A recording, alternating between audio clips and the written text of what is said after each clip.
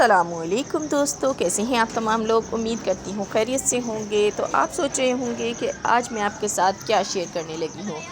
तो आज जैसा कि आपको पता है कि 5 फरवरी है और यौम कश्मीर है, तो बच्चों के स्कूल में यौम कश्मीर मनाया गया और बच्चों ने इस पर परफॉर्मेंस भी की। तो आज इस दिन के हिसाब से मैंने ये वीडियो शेयर की है। तो बच्चों ने बड़ा ही मज़ा किया, ओपन डे भी था साथ में।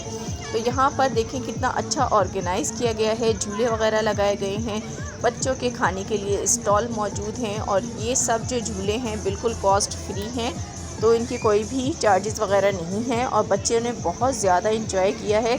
ये कश्ती वाले झूले हैं, जंपिंग वाले झूले हैं।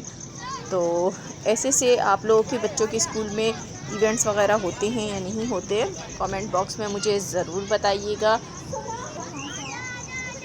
और कश्मीर डे पर जो परफॉर्मेंस हुई है वो भी आपके साथ शेयर करूंगी।